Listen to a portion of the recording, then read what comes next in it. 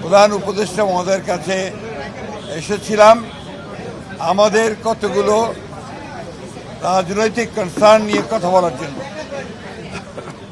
বিশেষ করে আগামী 2026 ফেব্রুয়ারি মাসে যে জাতীয় সংসদ নির্বাচন অনুষ্ঠিত হবে, সেই জাতীয় সংসদ অনুষ্ঠানকে অর্থবহ, নিরপেক্ষ, সকলের কাছে গ্রহণযোগ্য করে তোলার জন্য এই মুহূর্ত থেকে যেটা প্রয়োজন হচ্ছে অন্তর্বর্তীকালীন সরকারকে এখন কেয়ারটেকার গভর্নমেন্টের আদলে নিতে হবে। কেয়ারটেকার গভর্নমেন্টের বলতে আমরা যা বুঝাই, একটা তত্ত্বাবধায়ক সরকার, সেই ভূমিকায় তাদেরকে যেতে হবে।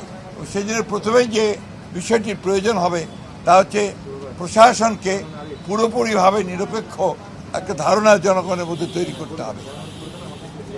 বিশেষ করে সেক্রেটারিয়েটে যারা এখনো আছেন, যাদেরকে চিহ্নিত ফ্যাসিস্টদের দোষর বলা হয়, তাদেরকে সরিয়ে সেখানে নিরপেক্ষ কর্মকর্তা দেওয়ার জন্য আমরা বলেছি যে প্রশাসনেও, জেলা প্রশাসন বিশেষ করে, সেখানেও একইভাবে ব্যবস্থা গ্রহণ করতে হবে।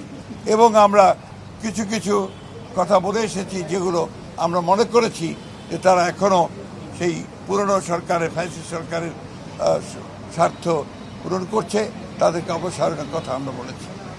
আমরা সেই সঙ্গে পুলিশের নিয়োগের ক্ষেত্রে, বিশেষ করে যে সমস্ত আপনার নতুন করে নিয়োগ দেওয়া হবে বা আপনার পদোন্নতি দেওয়া হবে, সেই ক্ষেত্রে একদম নিরপেক্ষ অবস্থা নেওয়ার কথা আমরা বলে এসেছি যে বিচার বিভাগে, বিশেষ করে হায়ার জুডিশিয়ারিতে এখনও যে সমস্ত ফ্যাসিস্টদের দোষর আছেন তাদেরকে সরিয়ে সেখানে নিরপেক্ষ বিচারকদের দেওয়ার ব্যবস্থা করতে হবে। যদিও এটা জুডিশিয়ারি ব্যাপার, তারপর প্রধান উপদেষ্টা যেহেতু সব কিছু দায়িত্বে আছেন, তার কাছে আমরা আমাদের সেই কনসার্নগুলো জানিয়ে এসেছি। এবং সরকারকে সম্পূর্ণভাবে নিরপেক্ষতা বজায় রাখার জন্যে সরকারের মধ্যে যদি কোনো দলীয় লোক থেকে থাকেন, তাকে অপসারণ করার জন্য আমরা দাবি জানিয়ে এসেছি। এটাই ছিল প্রধান মূল কথা। আমরাও যা বলে এসেছি, প্লিজ আমরা সব আমাদের কথাগুলো আপনাদেরকে বললাম, এটাই আমাদের মূল কথা। Thank you.